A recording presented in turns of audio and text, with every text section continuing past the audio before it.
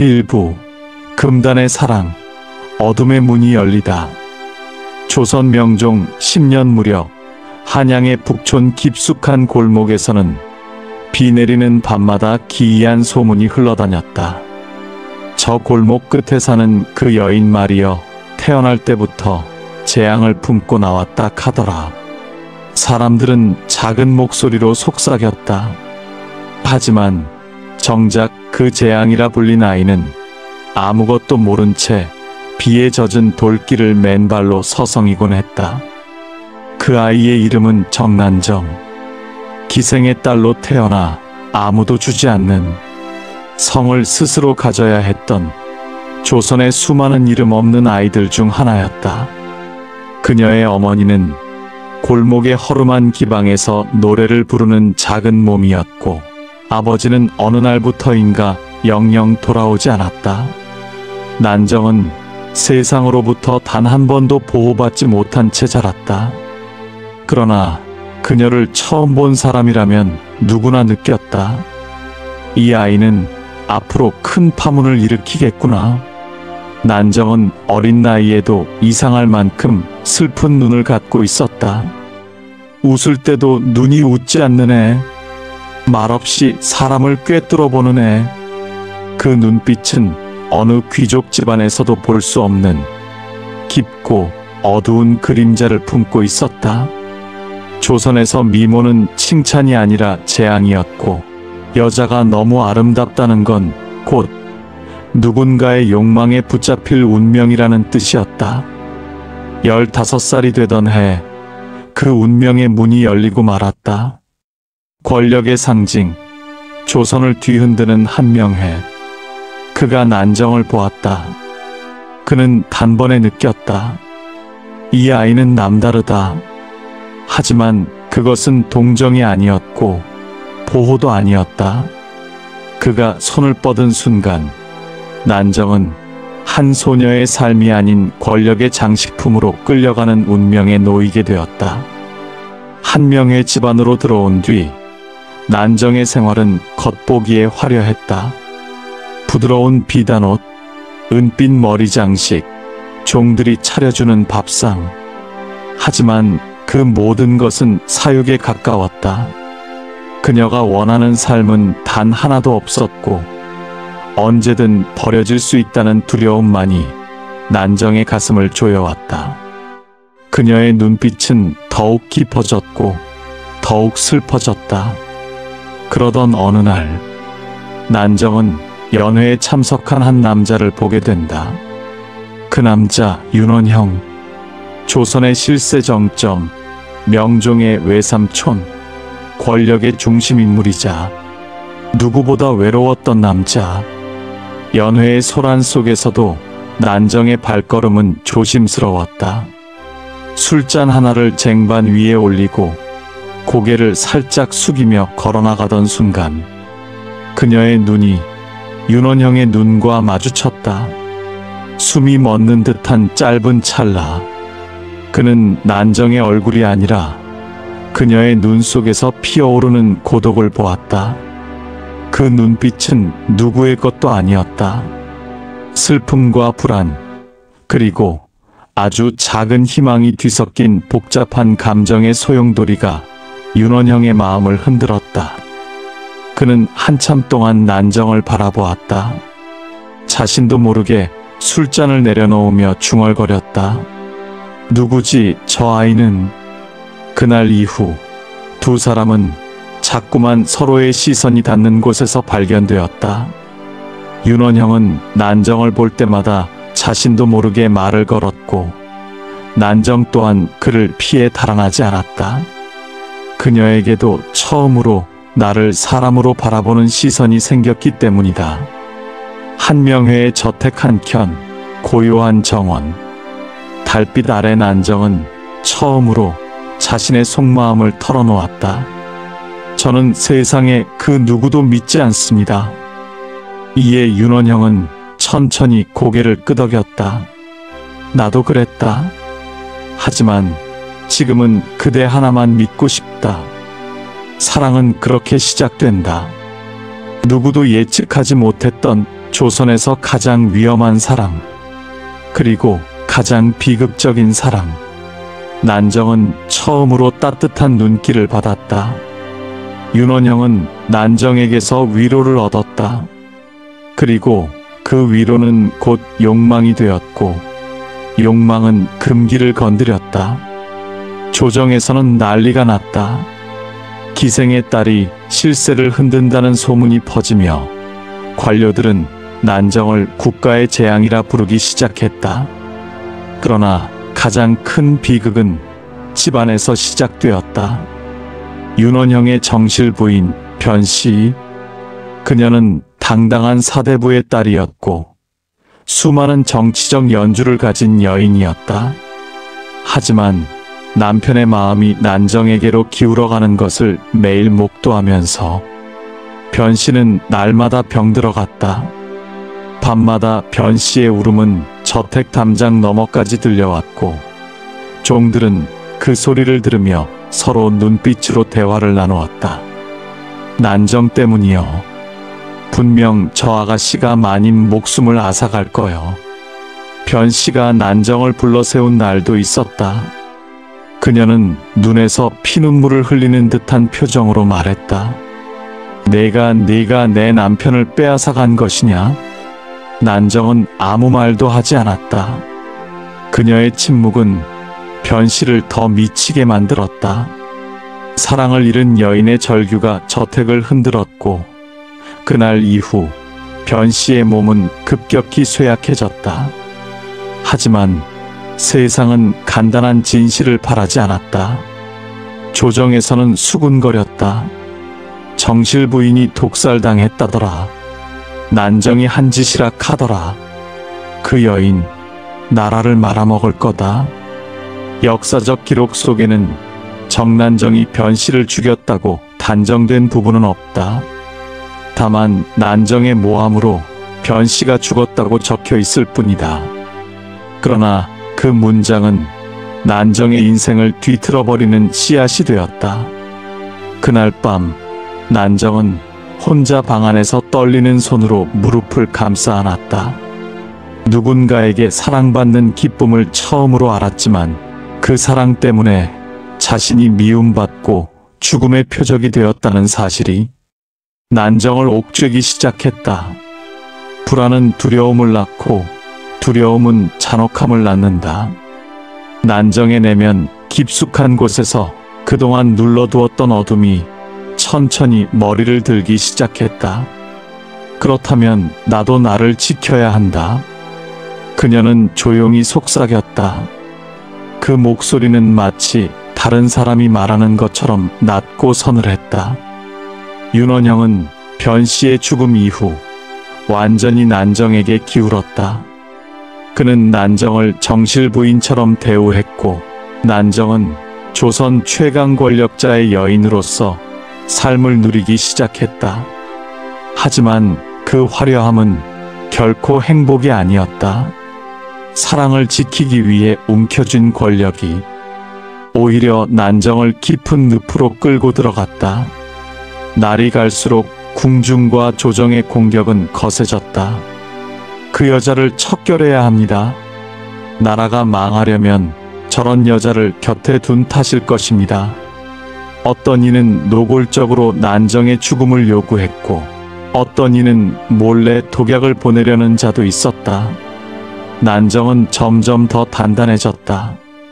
부드러운 미소 뒤에 숨은 것은 강철처럼 차가운 결의와 사람을 꿰뚫어보는 매서운 눈빛이었다. 날 죽이려 한다면 먼저 누가 죽는지 보게 될 것이다. 그녀는 이제 조선에서 가장 위험한 여인이자 가장 불안한 여인이 되었다. 그리고 바로 여기서 정난정의 본격적인 악행과 무소불위의 권력 남용, 궁중을 피로 물들인 사건들이 시작된다. 그 어둠의 문이 지금 막 조용히 열리고 있었다. 정난정이 윤원형의 후처로 자리 잡은 뒤 조선의 공기는 눈에 보이지 않을 만큼 미세하게 그러나 분명히 뒤틀리기 시작했다. 조정 대신들은 회의 자리에서 서로 눈치를 보며 속삭였다. 이제 나라 꼴이 말이 아니오. 권력의 중심에 저 여자가 있다니.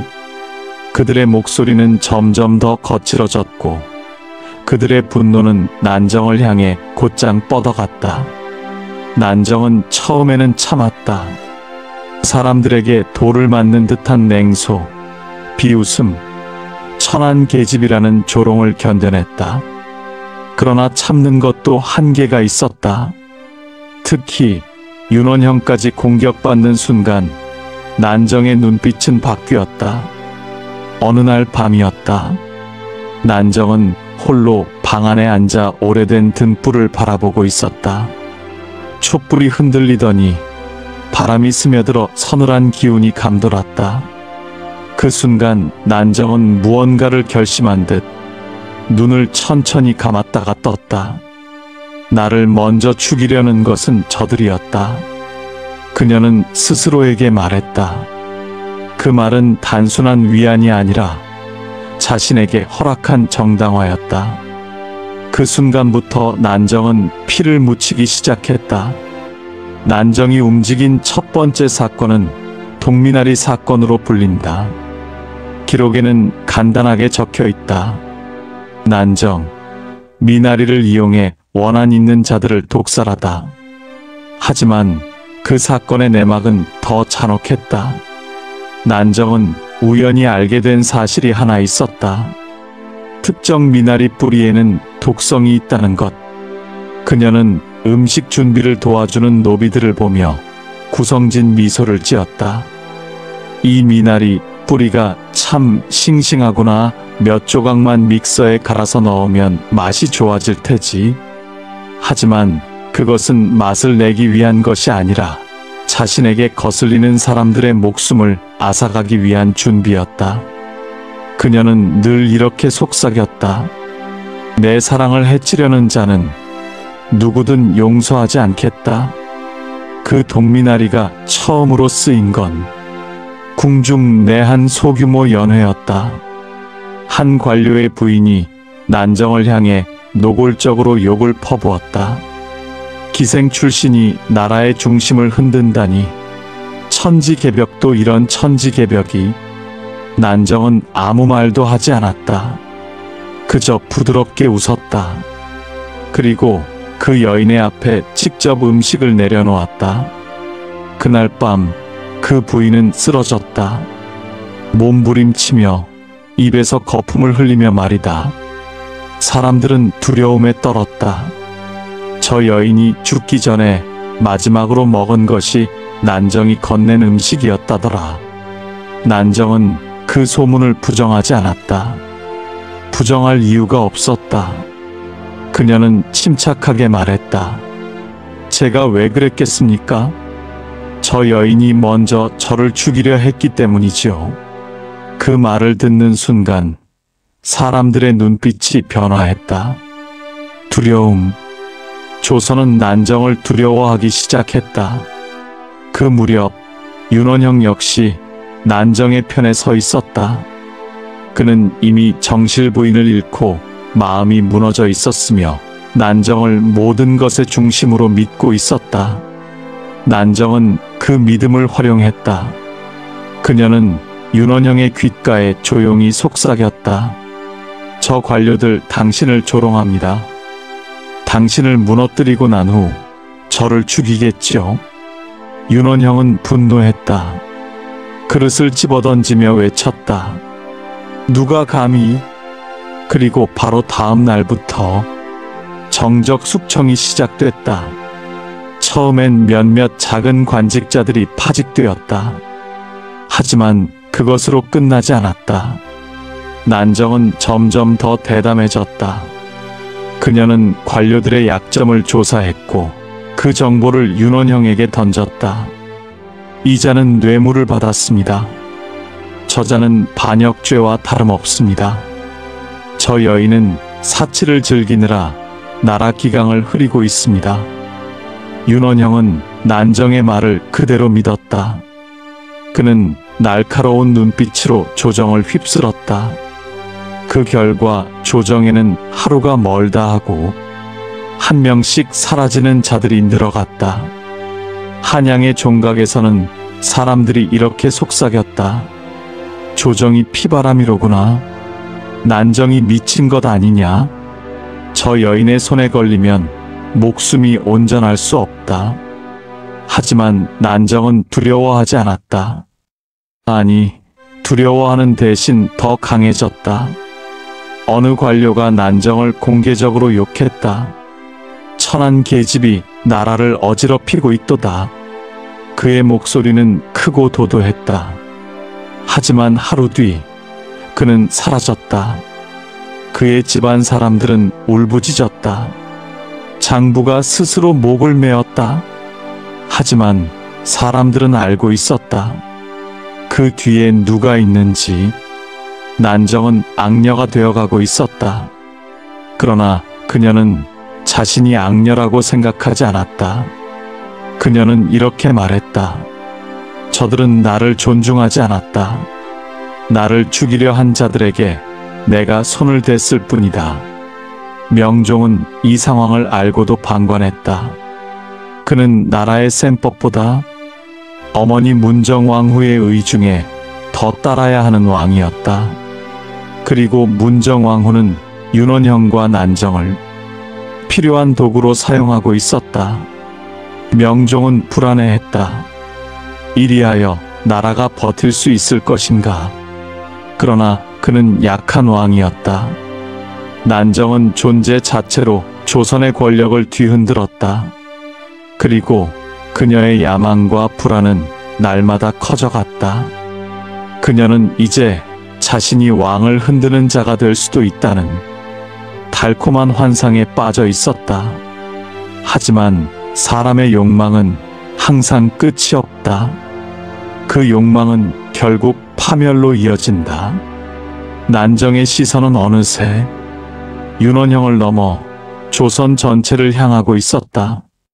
그녀는 이렇게 속삭였다. 이 세상은 약한 자의 것이 아니다. 먼저 움켜쥐는 자의 것이다. 그 말은 난정의 인생 전체를 설명하는 한 문장이었다. 난정은 궁궐을 향해 고개를 들었다. 그 눈빛 속에는 더 이상 사랑도 눈물도 망설임도 없었다. 오직 단 하나, 권력. 그리고 그 권력을 지키기 위해서라면 누구든 무엇이든 가차없이 베어낼 준비가 되어 있었다. 하지만 그녀의 파멸의 그림자는 이미 조용히 아주 조용히 다가오고 있었다. 정난정의 권력은 어느새 조선의 중심부까지 스며들어 있었다. 그녀가 미소를 지으면 누군가는 관직을 얻었고 그녀가 눈을 찡그리면 누군가의 목숨이 사라졌다. 하지만 권력의 정점에 오른 자는 누구든 반드시 직감한다. 이제부터는 올라가는 것이 아니라 떨어질 곳을 찾는 시간이다. 조선의 공기가 바뀌고 있었다. 문정왕후의 건강이 약해지면서 윤원형과 정난정을 지탱해주던 마지막 기둥이 흔들리기 시작했다. 그리고 난정이 권력의 속삭임을 귀에 담을 때마다 한양 사람들은 더 깊은 공포에 빠졌다. 저 여자가 웃으면 사람의 목숨이 줄어든다. 이제 곧 조선이 뒤집힐 것이다. 하지만 난정은 아무것도 두려워하지 않았다. 아니, 두려움을 인정하지 않았다. 그녀는 이미 너무 많은 것을 잃었고 너무 많은 피를 묻혔기 때문이다. 문정왕후가 세상을 떠난 날 조선 전체가 거대한 틀어짐을 느꼈다. 궁중 사람들은 모두 입을 다물었고 명종은 처음으로 실세의 공백을 느꼈다. 그 공백 속에서 가장 먼저 떨어지기 시작한 사람은 바로 난정과 윤원형이었다. 해가 저물기 시작한 어느 날 조정 대신들은 서로 눈빛을 주고받으며 조용히 말했다. 이제 때가 왔다. 저 두 사람을 단죄하지 않으면 나라가 더 무너진다. 윤원형은 바보가 아니었다. 아니었다. 그는 이미 공기의 변화를 느끼고 있었다. 그러나 그는 자신보다 난정을 걱정했다. 난정아, 혹시라도 무슨 일이 생기면 도망치거라. 하지만 난정은 고개를 저었다. 이제 와서 어디로 도망을 갑니까? 이 길은 내가 선택한 길입니다. 그녀의 눈빛에는 체념이 없었다. 그녀가 가진 마지막 남은 힘, 끝까지 버티겠다는 결의만이 가득했다. 조정에서는 날마다 난정을 향한 상소가 올라왔다. 정난정과 윤원형을 엄벌하라. 독을 쓰고 사람을 해친 죄를 물어야 한다. 국가의 기강이 무너졌다. 명종은 깊은 고민에 빠졌다. 그는 난정이 무섭기도 했고 그녀가 나라를 더 흔들 것 같아 불안했다. 그리고 무엇보다 난정이 너무 강했다. 하지만 그는 결국 결정을 내렸다. 정난정을 엄히 조사하라. 그 한마디가 난정과 윤원형의 인생을 완전히 뒤집었다. 난정은 그 말을 들었을 때 처음으로 몸이 떨리는 것을 느꼈다. 드디어 왔군요, 마지막이. 그녀는 혼잣말로 중얼거렸다. 집안은 적막했다. 바람 소리도 들리지 않았다. 그리고 난정은 천천히 화장대 앞으로 걸어갔다. 거울 속에는 더 이상 화려한 후처도 야망을 품은 여인도 아니었다. 피로 얼룩진 세상을 견디느라 너무 많은 것을 잃은 한 여인이 서 있었다. 그녀는 떨리는 손으로 머리핀을 뽑아내려 놓았다. 난 악녀였을까? 그녀는 스스로에게 물었다. 하지만 대답은 하지 않았다. 대답을 듣고 싶지 않았기 때문이다. 그날 밤 윤원형은 난정을 끌어안았다. 너 없이 나는 아무것도 아니다. 난정은 그의 어깨에 얼굴을 묻으며 말했다. 전하께서 우릴 버리셨는데 당신은 언제까지 날 버리지 않겠습니까? 윤원형은 떨리는 목소리로 말했다. 난 죽을 때까지 너를 버리지 않는다. 그 말은 진심이었다. 하지만 그 진심은 너무 늦게 말했다. 며칠 뒤 난정에게 내려진 죄명은 왕실을 어지럽힌 자, 사람을 해친 자, 기강을 무너뜨린 자였다.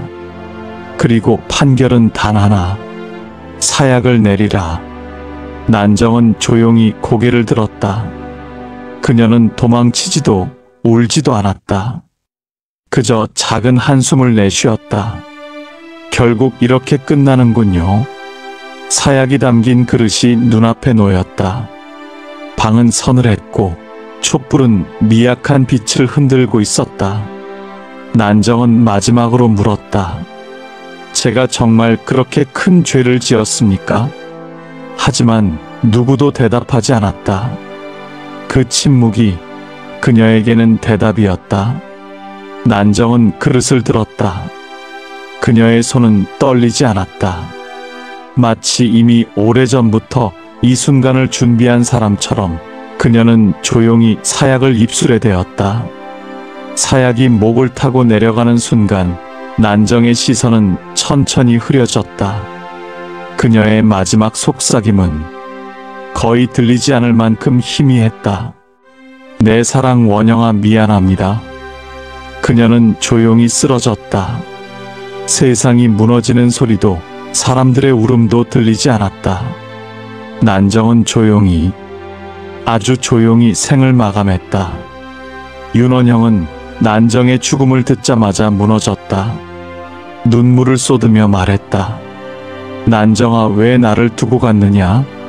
그러나 그의 절망은 더 큰 절망의 시작이었다. 그 또한 곧 파직되고 세상으로부터 버려졌다. 난정과 함께 쌓아 올린 모든 것이 한순간에 모래성처럼 무너졌다. 난정이 죽은 뒤 한양에는 이런 말이 떠돌았다. 악녀가 죽었다. 나라가 조금은 평안해지겠군. 하지만 일부는 이렇게 말했다.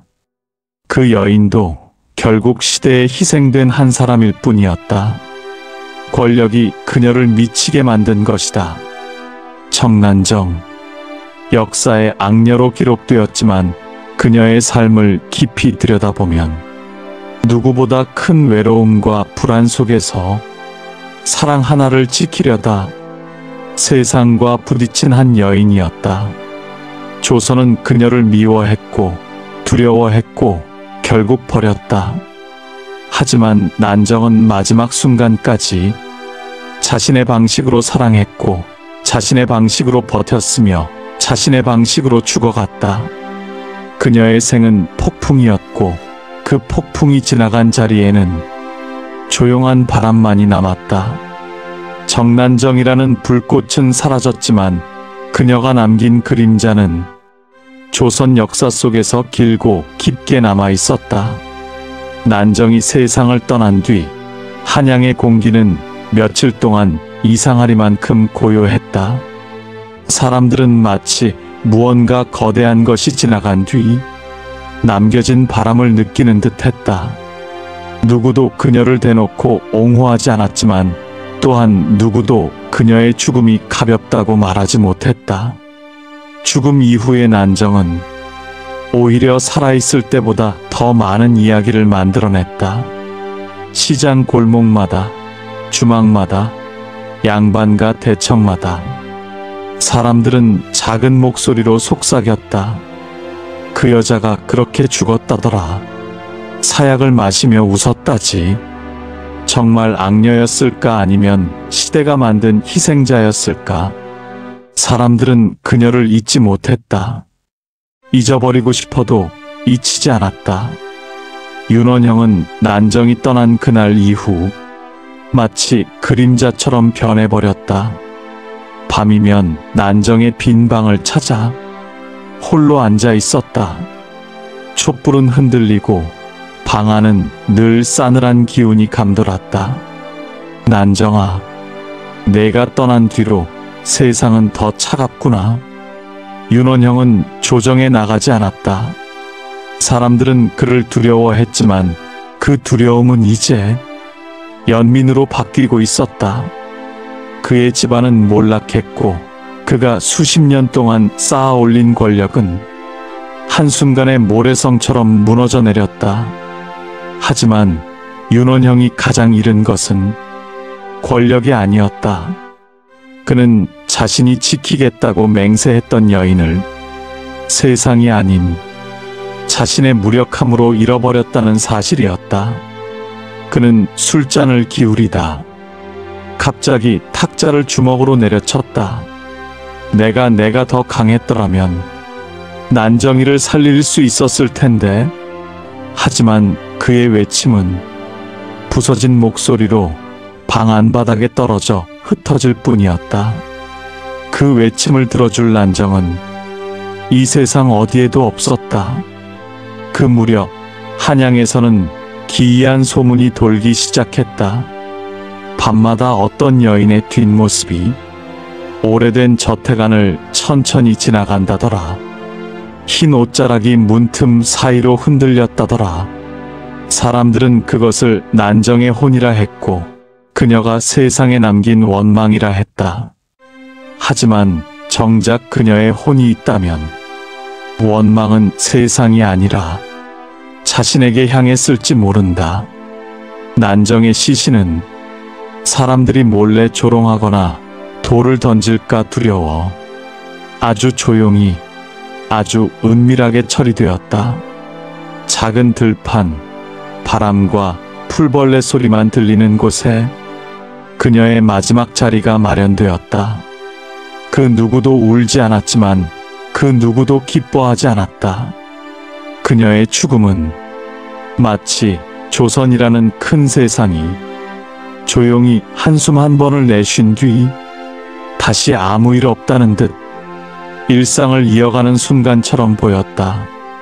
하지만 세상은 결코 아무 일 없던 것처럼 흘러가지 않았다. 조정은 그녀의 죽음 뒤 불안함과 긴장 속에서 다시 흔들렸다. 난정의 존재가 사라지자 숨을 고르는 대신 더 큰 싸움을 준비하는 자들이 늘어났다. 사람들은 깨닫기 시작했다. 난정은 단지 한 여인이 아니라 조선의 상처를 보여주는 거울이었다는 것을. 기생의 딸로 태어나 누구보다 치열하게 살았고 사랑 하나를 지키려다 세상과 부딪혀 모든 것을 잃어버린 여인. 결국 그녀는 권력의 불꽃 속에서 타올랐고 그 불꽃이 꺼지자 세상은 그녀에게 아무 책임도 지지 않은 채 고개만 돌려버렸다. 난정이 떠난 지 몇 달 뒤 윤원형 역시 외롭게 생을 마감했다. 사람들은 두 사람을 두고 이렇게 말했다. 결국 함께 망했구나. 저승길엔 누가 먼저고 나중이고 없다더니 둘은 이승에서도 저승에서도 끊어지지 못할 인연이었다. 정난정, 조선이 악녀라 부른 여인. 하지만 그녀의 삶을 끝까지 따라가 보면 악녀라는 말이 얼마나 쉽게 세상이 던지는 낙인인지 새삼 느끼게 된다. 그녀는 분명 잘못도 저질렀지만 또 분명 시대에게 상처받은 사람이었다. 사랑 때문에 타올랐고 사랑 때문에 무너졌으며 사람들의 증오와 시기의 한복판에서 홀로 버티다 사라진 비극의 여인.